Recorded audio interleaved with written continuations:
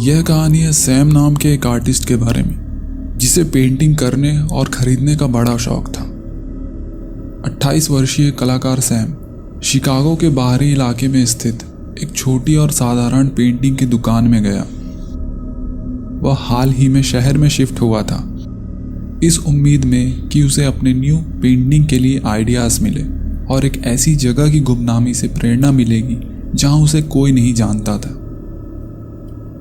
Sam ने अपने रहने के लिए एक साधारण फ्लैट किराए पर लिया था, लेकिन अभी भी उस रूम में कुछ कमी थी जो इसे वास्तव में घर जैसा महसूस करा सके। जैसे ही उसने चित्रों की पंक्तियों को देखा, उसकी नज़र एक अनोखे कैनवास पर पड़ी जो उसने पहले कभी नहीं देखा था। यह अंधकार और निराशा के मेल से बनी हुई पेंटिंग थी, मानो कलाकार ने दुख के रस को बोतल में बंद करके कैनवास पर उड़ेल दिया हो। पेंटिंग में एक मुड़ा हुआ कांटेदार पेड़ दिखाई दे रहा था, जिसकी शाखाएं कंकाल की उंगलियों की तरह आकाश तक पहुंच रही थी। पेड़ के नीचे एक छायादार आकृति थी। उसका चेहरा निराशा की गहराइयों में छुपा हुआ था। उस पेंटिंग के आकर्षण से सैम मोहित हो गया। काउंटर के पास पहुंचकर उसने पेंटिंग के बारे में पूछताछ की। दुकानदार एक बुजुर्ग महिला थी जिसकी आंखें थकी हुई लग रही थी। उसने सैम को बताया कि यह एक अनोखा टुकड़ा था जो रहस्य और भय के संकेत से घिरा हुआ था। सैम की जिज्ञासा उस पर हावी हो गई। उसने इस विचार से पेंटिंग खरीदकर घर लाने का फैसला किया कि यह पेंटिंग उसके अपने काम के लिए प्रेरणा स्रोत के रूप में काम कर सकती है। बुजुर्ग दुकानदार ने उसे चेतावनी दी, याद रखें, शापित कला सुंदरता और डरावनी चीजें दोनों ला सकती है। सावधान रहें कि आप क्या चाहते हैं। अपने फ्लैट में वापस आकर सैम ने पेंटिंग को लिविंग रूम के बीच में लटका दिया। जैसे ही वह इसकी प्रशंसा करने के लिए पीछे खड़ा हुआ, वह इस एहसास को नहीं भुला सका कि मुड़े हुए पेड़ के नीचे की छायादार आकृति हिल रही थी। पेंटिंग का अपना एक अस्थिर जीवन था और जैसे जैसे दिन बीतते गए, बेचैनी बढ़ती गई। अजीब चीजें होने लगी। फ्लैट में मौजूद वस्तुएं गायब होने लगी और फिर असंभावित स्थानों पर दिखाई देने लगी। अजीब और परेशान करने वाले सपनों से सैम की नींद टूट गई। उसके बुरे सपने में वो खुद को एक जंगल में देखता था जहां वो पेड़ उसके सामने दिखाई देता था, मानो वो पेड़ उसे कुछ दिखाना चाह रहा हो। शनिवार की रात को तेज बारिश ने उस शहर के मौसम को बदल कर रख दिया था। रात के 8 बज रहे थे और सैम को अपनी पेंटिंग के लिए नए ब्रश खरीदने जाना था। बारिश का इंतजार करते हुए सैम लिविंग रूम में बैठकर अखबार पढ़ने लगा और साथ ही उसकी सामने दीवार पर लगी हुई पेंटिंग को भी देखने लगा। कुछ समय बाद सैम अखबार पढ़ने में व्यस्त हो गया। तभी उसका अखबार एक हवा के झोंके से धीरे धीरे हिलने लगा, मानो अखबार के पीछे से कोई फूंक रहा हो। सैम ने तुरंत अखबार हटाकर देखा। सारी चीजें नॉर्मल थी। वहां सैम के अलावा कुछ नहीं था। फिर उसकी नजर उस पेंटिंग पर पड़ी। एक नजर में तो पेंटिंग सही दिख रहा था, लेकिन जब सैम ने घूर कर देखा तो उसे लगा उस पेंटिंग में जो काली परछाई सी आकृति है वो पहले से बड़ी हो गई हो। सैम सोच में पड़ गया कि क्या यह भ्रम है या पेंटिंग शुरू से ही ऐसी थी। सारी चीजों को नजरअंदाज करते हुए सैम ने पेंटिंग शॉप जाने का फैसला किया। थोड़े समय बाद सैम शॉप में भीगते हुए पहुंचा। पेंटिंग शॉप पहुंचकर सैम ने देखा कि दुकान बंद हो चुकी है और वह लेट हो गया। सैम सोच ही रहा था कि अब ब्रश कहां से खरीदा जाए।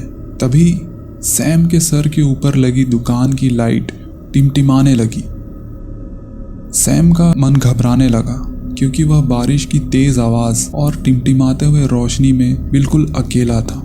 तभी अचानक सैम की नज़र उस दुकान की खिड़की पर पड़ी जिसमें एक काले साए की झलक दिखाई दे रही थी जो उसके पीछे ही खड़ी थी। सैम की दिल की धड़कन तेज हो गई क्योंकि वह परछाई उस शापित पेंटिंग की काली आकृति से समानता रखता था। सैम तुरंत वहां से भागकर अपने फ्लैट की ओर बढ़ने लगा। जैसे जैसे वह सीढ़ियां चढ़ता जा रहा था उसे महसूस हुआ कि कोई उसका पीछा कर रहा है। तीसरी मंजिल के गलियारे में पहुंचने के बाद सैम ने रुककर पीछे देखा कि उसका पीछा कौन कर रहा है, और जो सैम ने देखा उसे देखकर उसके पैर कांपने लगे। सैम ने देखा कि एक लड़की की काली परछाई अपने दोनों हाथों और पैरों से सीढ़ियों में रेंगते हुए ऊपर चढ़ रही है। घबराए हुए सैम ने उस गलियारे में जितने रूम के दरवाजे थे सभी में बारी बारी से खटखटाया, इस उम्मीद में कि कोई तो बाहर निकलकर उसकी मदद करेगा, लेकिन कोई बाहर नहीं आया। एक भी दरवाजा नहीं खुला सिवाय सैम के रूम के जो उस गलियारे के अंत में था। हांफते हुए सैम अपने रूम के दरवाजे तक पहुंचा। जैसे ही वह अंदर जाने वाला था उसने महसूस किया कि कोई और भी उस गलियारे में आ चुका है। जैसे ही सैम दाईं तरफ मुड़ा उसने देखा कि वही पेंटिंग वाली लड़की गलियारे के दूसरी ओर पर खड़ी थी। उसका शरीर स्थिर होकर सैम के तरफ देख रहा था। यह दृश्य देखकर सैम थरथराकर कांपने लगा। उस भयानक स्थिति में सैम ने टूटी हुई हिम्मत जुटाकर उस परछाई से डरे सहमे आवाज में पूछा, कौन हो तुम और मेरा पीछा क्यों कर रही हो? जैसे ही सैम ने यह सवाल पूछा उसके तुरंत बाद उस गलियारे की रोशनी टिमटिमाने लगी और हवा में जमा देने वाली ठंडक आ गई। वहां का वातावरण पूरी तरह से मायावी हो चुका था। सैम ने चिल्लाकर दोबारा पूछा, क्या चाहिए तुम्हें? उस भयानक लड़की की परछाई ने भारी और डरावनी आवाज में जवाब दिया, तुम्हारी मौत। वह लड़की की परछाई दोबारा से अपने हाथों और पैरों में रेंगती हुई सैम की तरफ दौड़ने लगी। उस लड़की को अपनी ओर आता देख सैम हड़बड़ाते हुए अपने रूम में अंदर जाकर जैसे ही दरवाजा बंद करता है उसने देखा कि पेंटिंग में सिर्फ वह पेड़ दिखाई दे रहा है और जो इंसान की आकृति थी वह गायब हो चुकी है।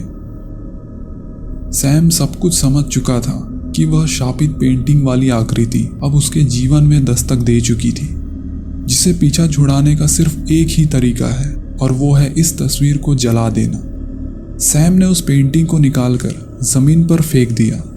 उसके ऊपर मिट्टी तेल डालकर जैसे ही लाइटर निकाला पूरे रूम में गहरा अंधेरा छा गया। पूरे फ्लैट की लाइट जा चुकी थी। सैम के हाथ पैर कांप रहे थे और दिल जोरों से धड़क रहा था। जैसे ही सैम ने लाइटर जलाया उसने देखा कि वह काली परछाई बिल्कुल उसके चेहरे के सामने खड़ी थी। अगले दिन उस फ्लैट के नीचे पुलिस की कारों की भीड़ जमा थी। सुबह सैम के रूम का दरवाजा खुला हुआ था और जब रूम सर्विस वाले लड़के ने जाकर देखा तो उसकी चीख निकल गई। उसने देखा सैम जमीन पर मृत अवस्था में पड़ा हुआ है और उसकी आंखें पूरी काली हो चुकी है। पुलिस वाले ने उस रूम सर्विस वाले से पूछताछ की कि क्या हुआ था, पर वह कुछ भी नहीं जानता था। फिर पुलिस वाले ने जमीन पर रखे पेंटिंग के बारे में पूछा तो उस लड़के ने बताया कि पास में ही एक पेंटिंग की शॉप है, शायद वह कुछ बता पाए। जब पुलिस वाले ने उस पेंटिंग को लेकर उस दुकानदार से पूछा तो उसने सब कुछ बता दिया। पुलिस वाले को जानकर हैरानी हुई कि किसी पेंटिंग की वजह से किसी की मौत कैसे हो सकती है। वह सोच ही रहा था, तभी वह दुकानदार ने उस पेंटिंग में घूरते हुए आश्चर्य से बोली, इसमें वो नहीं है।